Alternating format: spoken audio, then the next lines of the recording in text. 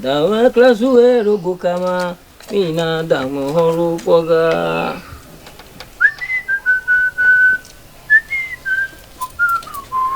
Ya hama dadamu.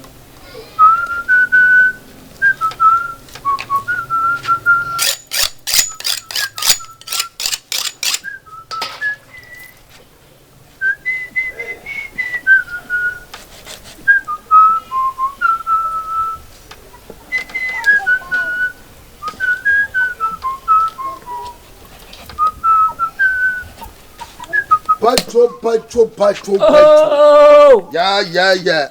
Amofo. Oh, aja bakaka kukula. Chu, nke jema koklo. Nyen su ho ali gaga, nye jigbesan va kokoko tete ma wiwa. Ah, agbe jigbesan wa. Agbe.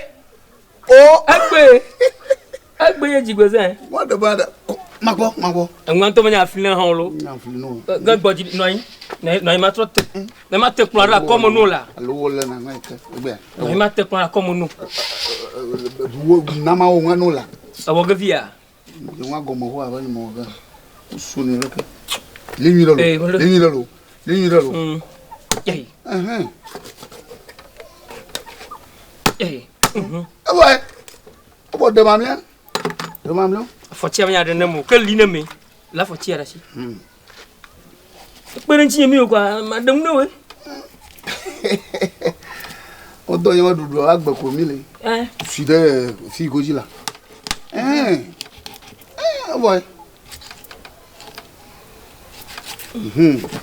Do ko ba yin bi o ma to gbo lo. Po na wa mo tonton yin.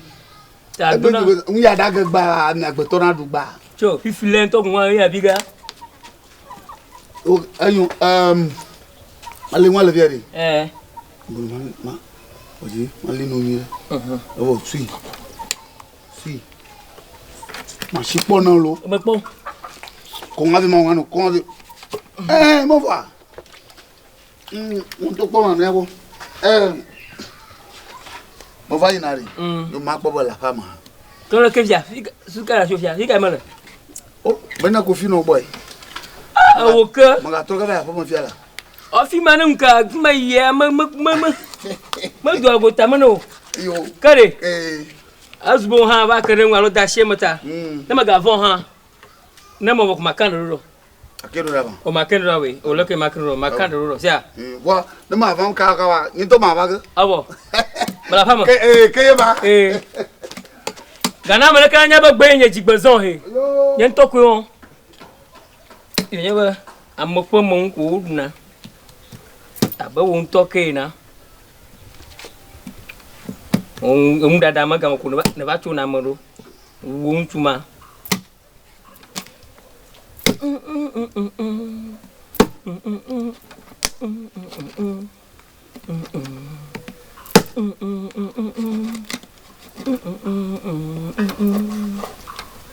Agero kama. Biarago. Nada. Ah, va me. Culo via. Te va? Toma no con, cuen.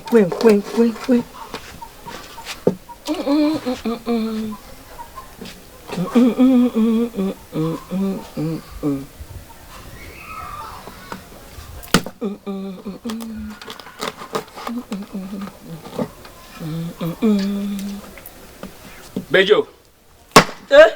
Bejo. Ago.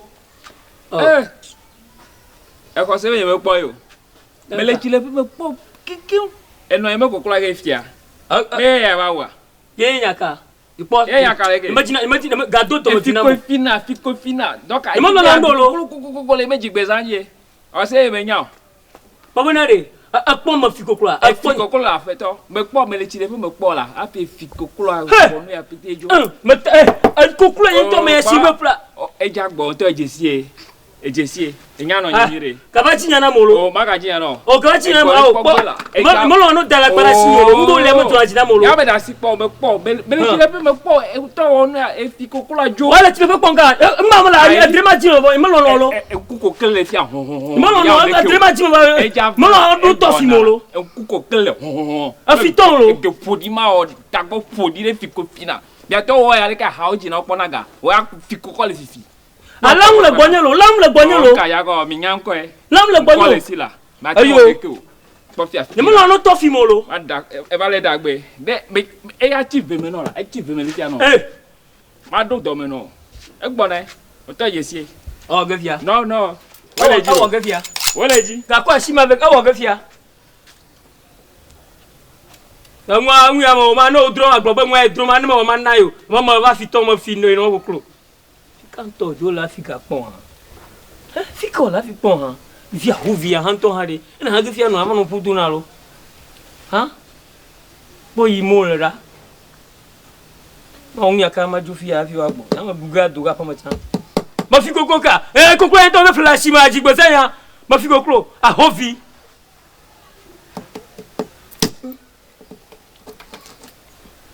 na to ma fi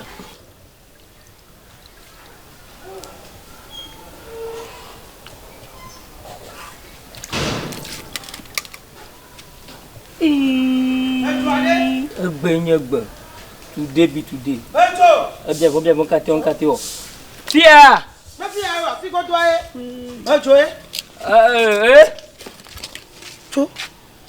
Edo jibale kokolo nyale kwa ma. Anya. Elari ha mele fi tutu ale kokolo tu gama me dodo won de tipe ya ji na fi nyowa. Oh anya. Me ko to me na wa. Oh, ai me ne ba gbe anya mele kokolo a. Bejo. Ah? Lo ji dia. Me chanyi. Me ni no ko du. Ma gbo ji be ke gba kokolo ji ma. Bazo. Ah? Oh. E ga ba gbe mo nyu. Oh. Ke mu ya be akaru da ma yema. Nka. Mu ya be akaru da ma yema. Nka ha mi suran la nasia. Ma ya glo jo kunne na ma. Oh. Ma ya glo jo san wore ma. Oh. Manya fla. Manya glo no gbo. Oh. Manya tu ba pere nchi wa. Nka. Bo didi la. Manya tu ba pere nchi wa. Afo. Ah? Nka be akuro do. Koklo lala. Bejo. Kama. Ya fi koko nenya. Anya. Ya fi koko. Koklo aka e enu ala. Koklo su ga jegle de la. Bejo ya fi egbe ma toro mo de. Ya fi nenya. E be nyan fi ta ma ko asile ni kuma no fia. Ola. Koklo de. Koklo nya me dari be na de e ba gona ma wo ne de bi wa. O fi nye ko ba dogun le mo je fi be na de. Bejo vale koklo fi ka ko yi ga be nyem do e be ne ko koklo be na lati mo. Oh, anya. Koklo bo nwe. Manya vira kana ko sa ka ko tuchuro nkuma no fia. Afia manya koklo ya oh. Nan o se a modugo. Ko.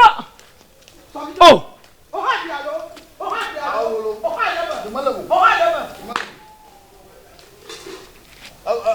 Ako mi wo ma. Te kumenya. Wa fa menya jo sai wonu benade. Amele gbonya.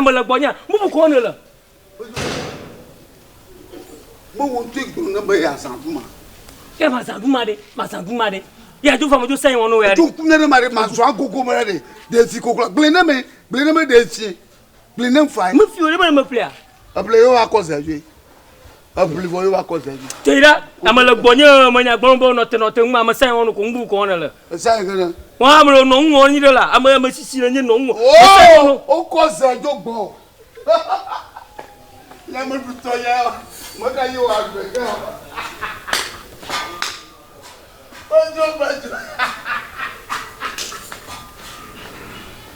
Azajo. Azajo.